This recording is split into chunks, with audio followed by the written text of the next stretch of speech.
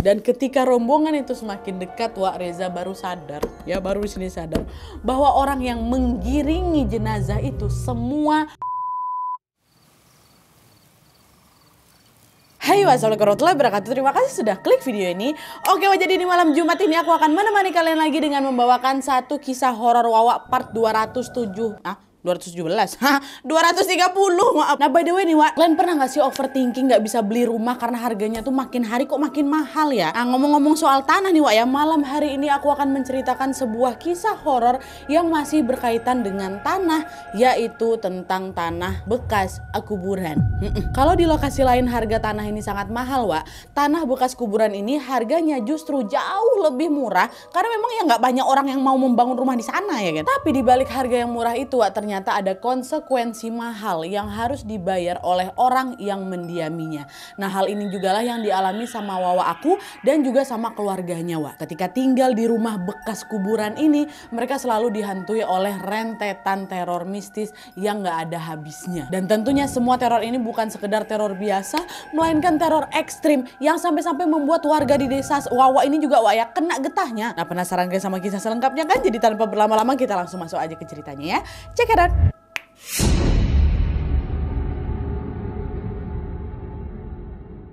Oke, Wak, jadi kisah yang akan aku bawakan malam ini dikirim sama Wawa kita yang bernama Reza dari Banyuwangi. Halo Reza. Nah, jadi kisah horor yang dikirim sama Reza ini adalah kejadian nyata yang dia alami pada tahun 2006 lalu, Wak. Sekarang Reza sudah berusia sekitar 26 tahun dan sudah bekerja. Dan by the way, atas permintaan Reza juga, Wak, semua tokoh yang ada di cerita ini sudah kami samarkan untuk menjaga privasi dari keluarganya ya.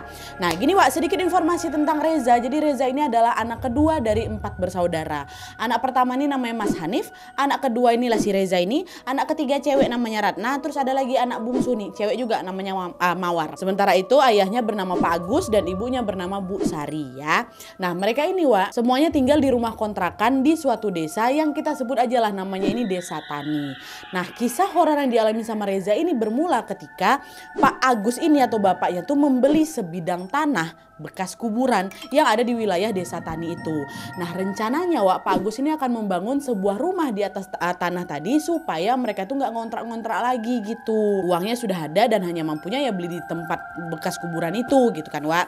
Nah, tapi di sisi lain Bu Sari, ibunya Reza ini menolak keras rencana itu, Wak, karena dia tuh takut mengalami kejadian horor apabila mendiami tanah bekas kuburan ya kan. Nah, mendengar kekhawatiran istrinya, Pak Agus cuma bilang gini, udahlah Bu, nggak usah mikir aneh-aneh. Toh Bapak beli tanah ini supaya kita cepat punya rumah sendiri, Bu. Dan lagi kalau misalnya kita rajin berdoa, insya Allah kok nggak ada apa-apa, kata Bapak kan. Nah, setelah diyakinkan terus sama Pak Agus nih, akhirnya Bu Sari pun setuju lah, Wak, dengan keputusan itu. Mereka juga nggak ada pilihan lain kan. Nah, karena istrinya sudah setuju, Pak Agus pun segera, Wak, langsung membangun rumah sederhana dengan material seadanya waktu itu. Nah, dia masih pakai macam batang kayu dan juga beberapa anyaman bambu gitu, Wak, untuk bisa dijadikan dinding. Terus selesai membuat dinding itu, Pak Agus lanjutlah itu memasang genteng untuk bisa melindungi mereka dari air hujan dan juga terik matahari. Dan hanya dalam kurun waktu 1 minggu aja, Nat, waktu itu rumah itu pun akhirnya selesailah dibangun, rumah sederhana ini kan, Wak. Nah, setelah rumahnya itu siap ditempati, Pak Agus pun segera langsung mengajak istri dan anak-anaknya untuk pindahlah itu dari rumah kontrakan ke rumah baru.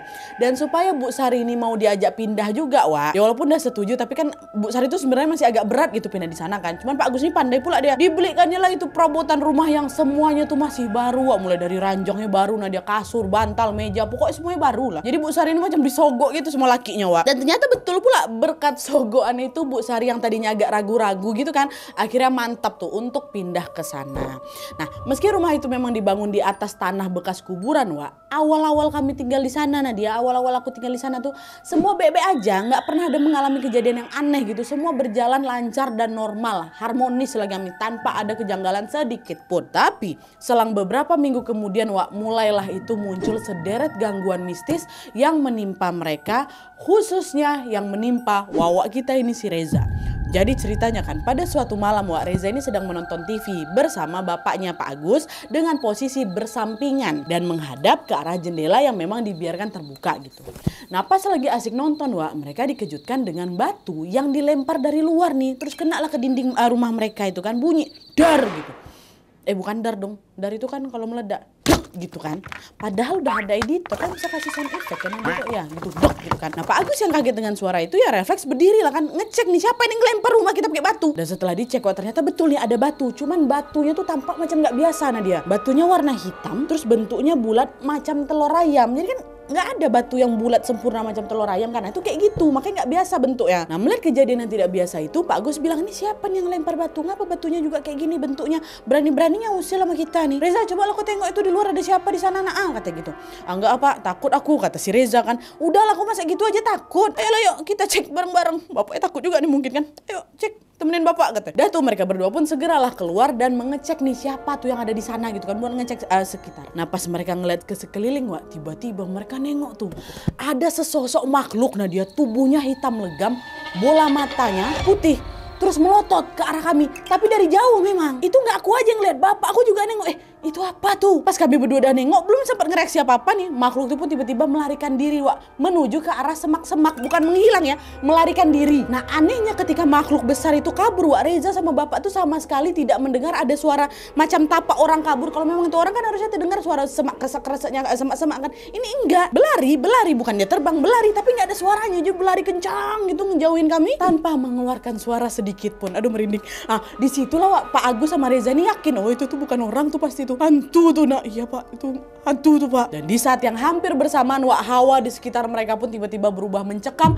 hingga bikin mereka merinding sebadan-badan. Kok tiba-tiba merinding gue karena gak enak nih suasananya kata bapak. Nah karena takut mereka pun langsung lah itu Wak, berdua nih masuk ke dalam rumah dan mengunci pintu rapat-rapat. Nah pas udah di dalam nih Pak Agus bilang, nak jangan kau ceritakan kejadian ini sama siapa-siapa ya, apalagi sama mamamu. Bapak khawatir mamamu nanti jadi parno pula terus minta pindah pula rumah nih, gak bisa, gak ada lagi duit bapak nih. Udah cukup kamu sama bapak aja yang tahu peristiwa ini ya, kata bapak. Iya pak, siap, kata Reza kan. Udah nih. Nah setelah saling berjanji untuk tidak membocorkan kejadian tadi Wak, Pak Agus dan juga Reza pun langsung lah itu balik ke kamar masing-masing untuk beristirahat. Dan untungnya Wak, malam itu mereka pun tidak mengalami gangguan mistis lagi, sehingga mereka bisa tidur dengan nyenyak hingga pagi tiba ya. Nah terus keesokan paginya Wak, baik Pak Agus maupun Reza kembali lagi menjalani aktivitas mereka dengan normal seolah tidak pernah terjadi apa-apa. Pak Agus pergilah itu ke ladang ya kan bekerja, sementara Reza pun berangkat ke sekolah seperti biasanya. Nah awalnya nggak ada hal yang aneh nih Wak, tidak ada hal aneh sedikit pun yang terjadi di hari itu. Hari ini hari kedua ya, tapi di saat waktu sudah memasuki siang hari, Reza, aduh aku ngebayangin belum ceritanya aku udah merinding. Reza ini kembali mengalami kejadian horor untuk kedua kalinya Wak ya. Jadi ceritanya siang itu Reza ini kan baru balik sekolah kan, dia berjalan kaki lah gitu mau ke rumah. Nah sesampainya di depan rumah Reza tuh nengok pintu rumahnya yang biasanya terbuka Wak, ini tertutup. Biasanya jam-jam segitu mamaku pasti buka pintu. Nah dia, mereka tuh yang tipe jarang tutup pintu tuh loh Wak, kecuali malam gitu mau tidur. Nah itu pasti selalu buka pintu. Kok tumben pintu rumahku ketutup, ini mamaku lagi pergi apa enggak nih gitu kan. Nah karena penasaran Reza pun segera langsung dicoba diketok, dibuka, rupanya nggak dikunci. Nah pas baru aja melangkahkan kakinya ke dalam Wak, Reza nengok ada 4 anak kecil Wak, 3 perempuan ada 1 laki-laki kan, lagi asik-asik itu bermain di ruang tamu aku. Nah awalnya aku pikir itu anak-anak tuh ya udah temannya si Ratna, dia kan punya adik 2 kan, temannya si Ratna anak yang ketiga ini. Tapi ternyata bukan Wak, bukan kawan Ratna. Karena apa? Karena keempat anak itu tiba-tiba bertingkahnya agak aneh, janggal gitu. Jadi pas Reza nih macam mau mencoba menyapa Wak, belum lagi nyapa, baru mau coba dek pengen kayak gitu ini tapi belum terucap nih. Aduh merinding. Keempat anak itu tiba-tiba bareng-bareng menatap si Reza. Terus muka mereka nih pucat semua, ekspresinya datar. Kebayang gak sama kalian? Mereka lagi main-main. Hah, langsung kayak gitu. 4 anak kecil semua lagi. Aduh kenapa aku gak enak langsung. Terus takutlah aku yang cerita aja takut Reza. Apa nih? Nah karena dia takut dipandangin kayak gitu, langsung buru-buru kabur nih Reza ke arah dapur sambil manggil mamanya. Bu, ibu di mana? Kata gitu kan. Nah mendengar teriakan Reza Wak, ternyata Bu Sari nggak di dapur, lagi tidur siang, terbangun gara-gara diteriakin sama Reza kan. Ada apa nak? Kenapa kamu teriak-teriak kayak gitu nih? Kenapa? Itu di ruang tamu ada anak-anak lagi main Bu, tapi kok wajahnya aneh kali. Siapa mereka tuh Bu? Kata gitu. Siapa nih? Mereka kawannya Ratna kan Bu? Anak-anak dari mana? Orang dari tadi di sini Bu cuman berdua sama Mawar masih bayi Wak, adiknya tuh kan. Si Ratna yang ada lagi main keluar sama kawan-kawan yang nggak ada main ke sini. Nah Reza yang tidak percaya dengan perkataan ibunya, gegar aku nengok Nat, nggak percaya lah dia bilang kalau misalnya itu bukan manusia kan. Akhirnya dia memberanikan diri lagi untuk mengecek ke ruang tamu. Sampai di sana keempat anak itu udah nggak ada, udah hilang loh. Kemana pergi yang mereka kok cepat kali perginya? Nah di titik inilah Wak Reza pun akhirnya yakin bahwa keempat anak tadi kemungkinan besar adalah hantu lagi. Meskipun takut di sana, Reza berusaha untuk mengusir rasa takut itu dan bersikap biasa saja. Udahlah, oke, santai Reza. Mungkin mereka cuma mau kenalan. Toh mereka juga nggak sampai ngapa-ngapain aku, cuman nampakkan diri aja. Cuman kau bilang Reza, ya Allah. Dah lah nih kan, dah kejadian kedua nih. Nah setelah peristiwa horor di siang itu, ini siang tadi itu siang loh, bukan malam, siang. Dan setelah kejadian di siang itu, Wak, situasi pun tiba-tiba kembali aman, di mana Reza ini sudah tidak pernah lagi Wak mengalami kejadian mistis. Ya, sampai akhirnya tibalah suatu masa di mana Reza ini kembali dihantui sama teror penampakan ketiga kalinya dengan tahap yang jauh lebih ekstrim lagi, Wak. Nah jadi ceritanya Wak, pada suatu hari sekitar jam 7 malam, Reza ini baru aja pulang ke rumah kan setelah dia pergi mengaji. Nah sesampai di rumah Wak, Reza ini segera masuklah ke dalam kamar dan bergegas mau tidur karena memang udah ngantuk kali.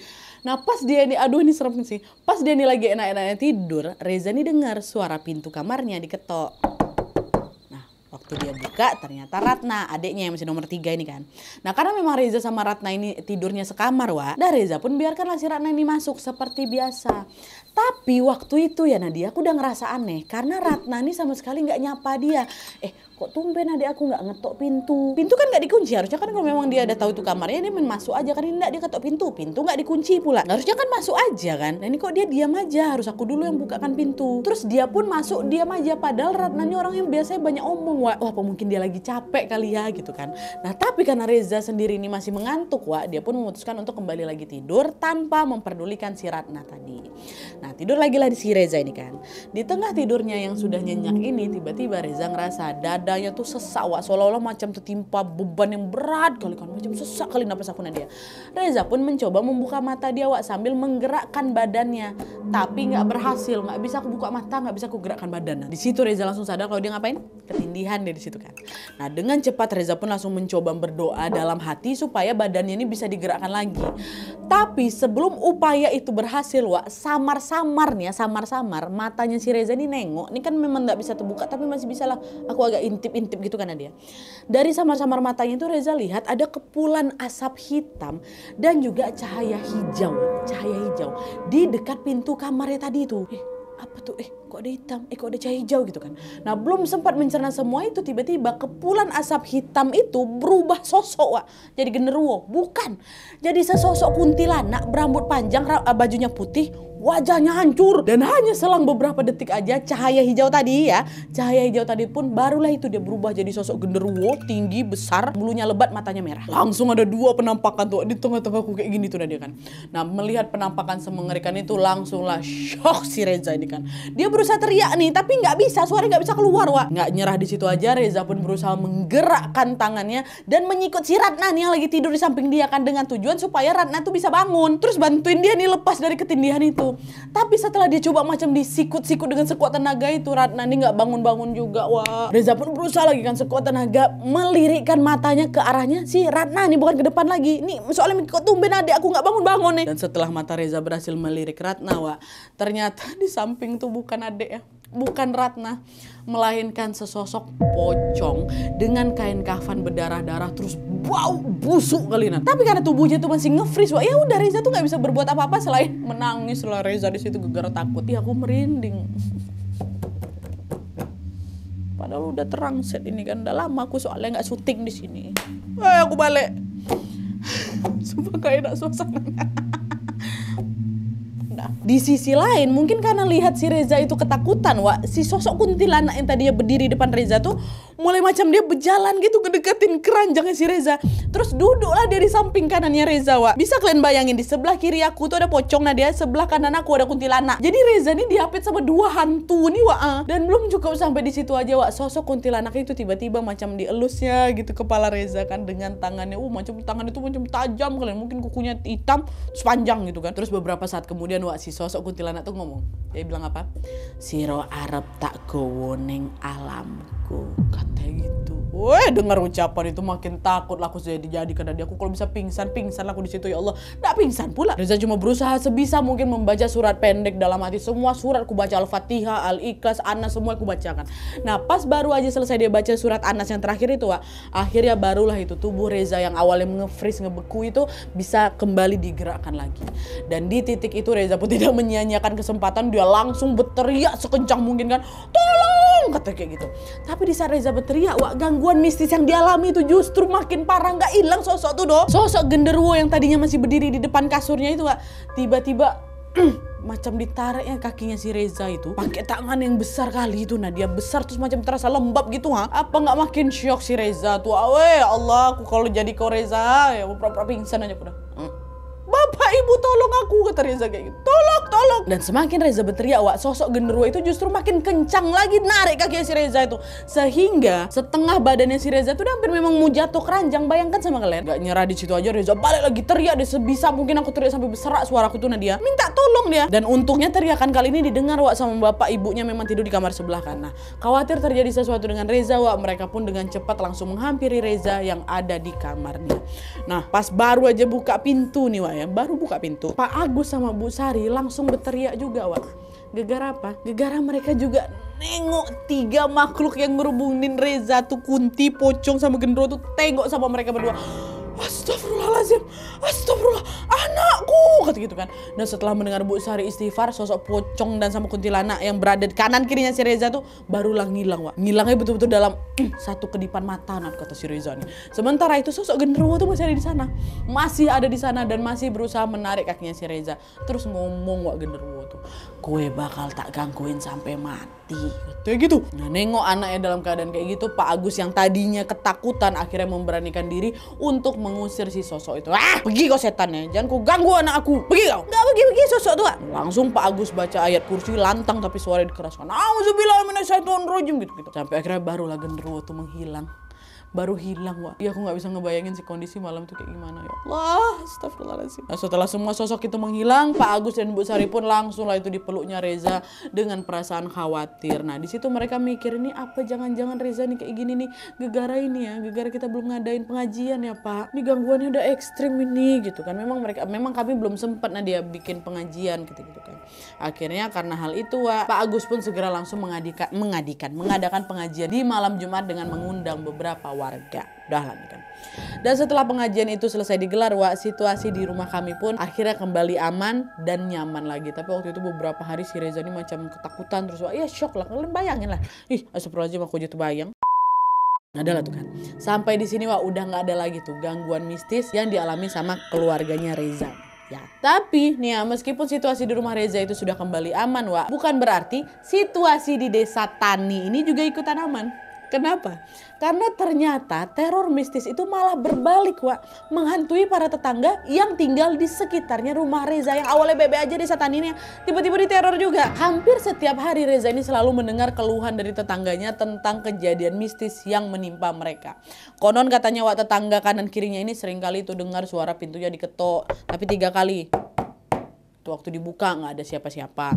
Terus ada lagi, para tetangga ini juga sering tuh, Wak, cium bau amis darah, bau kali. Sekaligus juga ada suara tertawa kuntilanak di atas genteng mereka saat malam tiba. Awalnya ngalamin memang cuma 1-2 orang aja kan, Wak. Tapi lama-kelamaan teror itu pun mulai merembet ke tetangga lain yang rumahnya jauh dari rumahnya Reza. Awalnya sekitar aja nih, kiri kanan aja kan. Habis itu makin jauh diteror juga kayak gitu. Dan karena warga yang mengalami teror itu makin hari makin banyak, Wak, ya, mereka jadi nggak berani keluar rumah lah waktu malam-malam kan. Hampir seluruh warga desa Tani itu, Nadia, selalu mengurung diri mereka di rumah sehingga suasana di desa itu pun ya jadi sunyi, jadi mencekam gitu kan. Dan karena situasi di sana itu makin sepi, Wak, sosok-sosok itu pun justru makin kesenangan lagi. Jadi bukannya berhenti neror nih, Wak, mereka ini malah makin lagi sering ngantuin warga desa Tani itu. Nah, karena terornya itu nggak kunjung berhenti setelah berbulan-bulan loh ya, warga ini pun akhirnya lama-lama jadi jengah juga. Ini kita nggak bisa nih hidup kayak gini terus. Ini tempat tinggal kita sendiri kok ya jadi kita yang nggak nyaman. Semakin kita takut makin menjadi-jadi nanti mereka, makin senang mereka gangguin kita, kata warga kan. Nah, dari situlah, Wak, akhirnya warga Tani ini pun mengadakan musyawarah, betul-betul musyawarah tuh ada di balai desa kan, dan berdiskusi untuk menghentikan teror mistis yang memang menimpa mereka itu. Dan setelah bermusyawarah, Wak, warga ini pun sepakat untuk mengadakan ritual Ider Bumi atau ritual bersih desa yang dilakukan dengan cara yang cukup unik nih menurut aku. Jadi mereka itu akan mematikan seluruh lampu rumah warga itu pada saat malam tiba. Lalu nanti warga ini akan berkeliling ke seluruh penjuru desa dengan hanya membawa obor aja. Dan ritual ini dilakukan dengan tujuan untuk yaitu membersihkan desa Tani tadi dari sosok-sosok yang selama ini meneror mereka. Itu kasihlah kan ritual Ider Bumi. Warga telah rame-rame gitu. Dan alhamdulillahnya cara itu pun betulan berhasil, Wak. Karena memang sehari setelah acara Ider Bumi itu, baru sehari aja, warga dan juga keluarganya Reza kembali lagi sudah tidak mengalami kejadian horor lagi. Dah pokoknya aman lah ini pokoknya kan. Tapi itu juga gak berlangsung lama rupanya, Wak. Karena selang beberapa bulan kemudian aja nih Reza kembali lagi mengalami Reza kembali mengalami kejadian mistis untuk kesekian kalinya. Terornya itu masih ada, tapi bedanya kalau dulu Reza ini dihantuin sama sosok pocong, kuntilanak, sama genderuwo, Wak. Kali ini Reza itu dihantui sama sekelompok makhluk halus yang tidak kalah mengerikan dari sebelumnya. Sumpah yang ini makin serem, Wak. Sosoknya nggak serem sih, nggak yang pocong kuntilanak, cuman ini lebih serem menurutku. Jadi nih pada suatu hari Reza ini lagi nonton TV, Wak, sampai larut malam. Nah pada saat itu Reza ini sama sekali nggak ngerasa takut lagi. Ditambah lagi memang desa juga udah bersih lagi gitu kan dari gangguan mistis. Orang juga udah hampir setahun nggak ada apa-apa kok di sini gitu kan. Nah tapi ketika waktu sudah menunjukkan pukul 1 dini hari nih, Wak, ya, samar-samar Reza dengar ada suara rombongan bapak-bapak, Wak, ngomong gini. La ilaha illallah, la ilaha illallah, la ilaha illallah, la ilaha illallah. Dari kejauhan, kalian tahu jadi itu suara apa? Suara orang macam lagi bawa jenazah kan kayak gitu. Di situ Reza mikir, loh emangnya ada orang yang meninggal ya? Dari tadi aku nggak ada dengar pengumuman di masjid gitu kan. Kan memang beberapa kebiasaan di beberapa desa kan kalau misalnya ada yang meninggal bisa diumumin di masjid gitu kan. Wah, ini nggak ada nih diumumin nih. Nah karena penasaran Reza pun jadi memberanikan diri lah, Wak, keluar rumah dari jam 1 malam itu untuk melihat situasi di luar sana. Dan sebagaimana kebiasaan di desa Tani, Wak, kalau memang ada warga yang meninggal dunia, jenazahnya ini memang akan disolatkan terlebih dahulu di masjid yang memang berada di sisi barat rumah Reza nih kan. Jadi pasti memang lewat depan rumahnya Reza gitu. Nah nanti setelah disolatkan barulah jenazah ini akan dibawa ke pemakaman umum desa Tani juga yang memang berada di sisi timur rumahnya Reza. Jadi rumahnya Reza tuh macam di tengah-tengah, Wak, antara masjid sama tempat pemakaman umum ya. Nah singkat cerita setelah keluar rumah nih Reza nengok memang betul, Wak, ada tuh rombongan pengiring jenazah. Tapi nggak lagi mau nyolatin jenazah itu ke masjid. Kan harusnya kalau memang ada yang meninggal disolatin dulu gitu kan. Walaupun udah tengah malam kayak gitulah kan ibaratnya. Ini kok nggak ada solatin tapi langsung mau dibawa menuju ke pemakaman nih kan. Nah hal itu berarti rombongan pengiring jenazah ini akan segera langsung melewati depan rumahnya Reza lah ini dalam waktu dekat. Kelihatan tuh, Wak, kelihatan, tapi arahnya memang arah mau ke tempat pemakaman bukan ke masjid. Nah nengok itu Reza tuh waktu itu malam itu aku belum takut nih Nadia. Belum ada rasa curiga sama sekali nih. Aku ngerasa itu warga yang lagi meninggal. Jadi aku nggak langsung masuk ke rumah. Aku tungguin lah rombongan tuh lewat depan rumah aku kan. Dan ketika rombongan itu semakin dekat, Wak, Reza baru sadar. Ya baru di sini sadar bahwa orang yang menggiringi jenazah itu semua berpakaian sama persis, warna bajunya, model bajunya semuanya sama, jadi macam pakai seragam. Tapi di situ Reza pun belum berpikir macam-macam, Wak, karena dia nganggap oh ya udahlah mungkin itu memang petugas masjid yang baru ada seragam baru gitu kan, makanya mereka pakai seragam khusus gitu kan. Dan ditungguin aja sama Reza. Dan ketika rombongan itu makin dekat lagi, barulah Reza ini nanya, Pak, maaf Pak, ini siapa nih yang meninggal, kok tumben nggak disolatin dulu di masjid? Nah dengar pertanyaan itu, rombongan itu berhenti memang. Rombongan pembawa jenazah yang tadinya berjalan secara beriringan ini langsung berhenti tepat di hadapan si Reza tuh, Wak. Dan nggak cuma itu aja, dalam hitungan detik, Wak, rombongan itu serempak sama macam anak-anak tadi, Wak. Langsung menoleh dia ke arah Reza, cuman tatapannya tajam. Dan nih yang baru Reza tahu itu tuh semua bukan manusia, Wak. Mata mereka tuh menyala, merah menyala gitu loh, merah gitu. Nah, menyadari dirinya dipelototin sama puluhan pasang mata menyala ini, di situ, Wak, Reza nih, disinilah baru dikabulkan doanya. Pingsan dia langsung, udah gak sempat ngapa-ngapain, teriak gak, pingsan. Reza waktu itu pingsan kurang lebih 8 jam, Wak, dan baru sadar keesokan harinya nih kan. Nah ketika terbangun Reza sudah berada di kamar dengan ditemani sama Ibu Sari, ibunya kan. Nah melihat Reza itu siuman, Bu Sari pun langsung memeluk si Reza dengan perasaan lega. Ya Allah anakku, kok gak apa-apa kan nak? Kemarin bapak nemuin kamu pingsan depan rumah, emangnya kamu kenapa? Kamu habis nengok apa? Gitu kan. Nah mendengar pertanyaan itu Reza pun akhirnya menceritakan lah itu kan semua peristiwa mistis yang dia alami alami semalam dengan sangat-sangat detail, mulai dari ada suara bapak-bapak yang la ilaha illallah sampai ngelihat pembawa jenazah itu bermata merah tuh. Nah, setelah mendengar cerita dari si Reza, Bu Sari langsung bilang, astagfirullahaladzim, untung kamu nggak sampai dibawa ke sana, nggak dibawa sama mereka ke alam mereka. Mereka itu siapa, Bu? Kenapa aku mau dibawa? Kata Reza lagi kan. Nah, disitulah Bu Sari pun akhirnya berkata, jadi orang-orang yang kamu lihat semalam itu kemungkinan besar adalah lampor. Jadi macam makhluk jelmaan iblis yang sering memang berkeliaran di sekitar kuburan untuk mencari tumbal, Wak. Kamu tahu sendiri kan rumah kita ini kan memang di atas tanah bekas kuburan. Itulah Ibu udah bilang apa? Dari awal Ibu tuh nggak pernah setuju kita tinggal di sini, ya. Ya inilah akibatnya kan. Kita diganggu-ganggu terus. Ini kok udah sampai terpingsan pula depan, besok apa lagi, nak? Ya Allah, kok kemarin cuma ditenggokin aja, sekarang kok sampai pingsan kayak gitu. Ibu takut kamu tuh nanti diapa-apain, kata. Iya ya, Bu. Kok macam makin gak aman aja tempat ini. Masih ada aja gangguan, yang kata si Reza gitu. Nah, karena memang tidak mau terus-terusan mengalami kejadian mistis kayak gini, Wak, Bu Sari pun langsung lah itu setelah kejadian si Reza ini pingsan depan rumah itu, Bu Sari kembali mendesak suaminya Pak Agus supaya cepat, udahlah Pak, pindah aja lah kita dari rumah ini, Pak. Didesak terus, mama aku mau pindah dari sini, aku mau pindah dari sini. Nah, udahlah.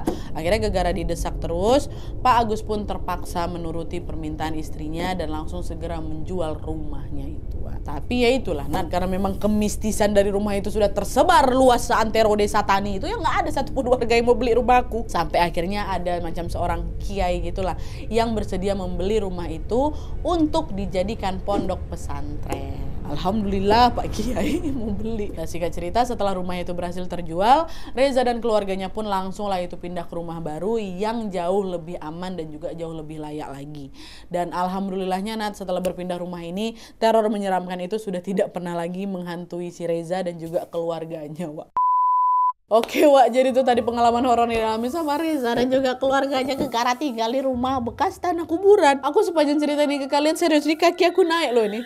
Merindingnya sampai ke kaki. Apalagi waktu bagian Reza diapit, bagian anak itu tuh loh, sama bagian semua merinding, astagfirullahaladzim. Tapi yang jelas semoga setelah tanah itu dibangun jadi pondok pesantren, sosok-sosok penghuni tanah itu sudah berhenti mengganggu manusia yang ada di sekitarnya, Wak, ya. Kita doakan juga semoga Reza dan keluarganya selalu sehat dimanapun mereka berada, amin ya robbal alamin. Oke, Wak, jadi sekian dulu videonya. Kalau misalnya kalian juga pengen berbagi kisah horornya, boleh langsung kirim aja ke email kisahhororwawa@gmail.com, sertakan di subjeknya judul kisah kalian dan tuliskan di emailnya kisah kalian apa adanya aja, serapi mungkin, sebisa mungkin. Dan juga jangan lupa sertakan nomor WhatsApp sama Instagram kalian supaya nanti kami gampang hubungin kalian kalau misalnya kisah kalian di-up di video selanjutnya.